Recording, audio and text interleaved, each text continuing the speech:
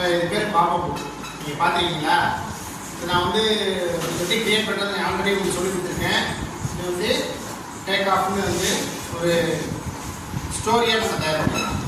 ஓகேயா? கவனிச்சுதான் இதில் வந்து எத்தனை டிகிரி மெத்தடில் எப்படி தயார் பண்ணுறதுன்றது தான் அந்த புத்தகத்தோட கான்செப்ட்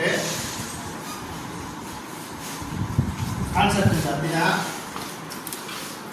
இந்த கான்செப்டை வச்சுக்கிட்டு நீ வந்து உங்கள் சப்ஜெக்ட் ரிலேட்டடாக எப்படி புக்கு கிரியேட் பண்ணுறது அப்படின்ற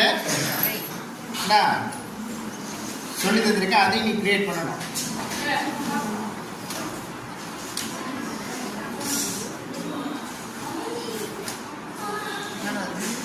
ஓகேயா? இது வந்து 180 டிகிரி ஃபார்மேட்.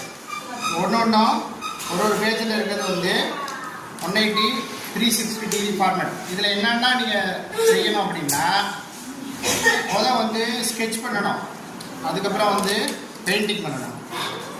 எல்லாத்தையும் பெயிண்ட் பண்ணணும். பெயிண்ட் பண்ணிவிட்டு அப்புறம் அந்த ஸ்டோரியை வந்து கிரியேட் பண்ணணும். இதெல்லாம் கிரியேட் பண்ணுறதுக்கு முன்னாலே என்ன பண்ணணும்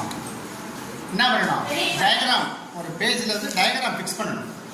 இப்போ இது வந்து முதல் page full flight outside பார்த்துமா, இது இன்சைட் ஃப்ளைட்டோட இன்சைட்டில் எப்படி இருக்கும் அப்படிங்கிற ஒரு டயக்ராம்.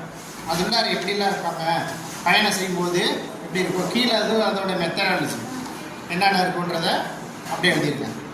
இப்போ நீ வந்து உங்கள் பாடத்தில் இருக்க ஒரு சயின்ஸ் பாடத்தையும் எடுத்து ஒரு புக்கு சின்னதாக செஞ்சுருக்கீங்களா ஆல்ரெடி ஏற்கனவே, இந்த மாதிரி ஒரு ஹெட்டிங்கில் சின்னதாக செஞ்சு கிரியேட் பண்ணணும். திரும்பவும்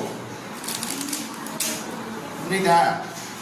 இதில் என்னென்ன அடங்கியிருக்கு, பெயிண்டிங் இருக்குது, ஸ்கெட்ச் பண்ணுறோம், அப்புறம் வந்து மூவிங் மெத்தட் இவ்வளவும், அப்புறம் வந்து டிகிரி மெத்தட் 180 360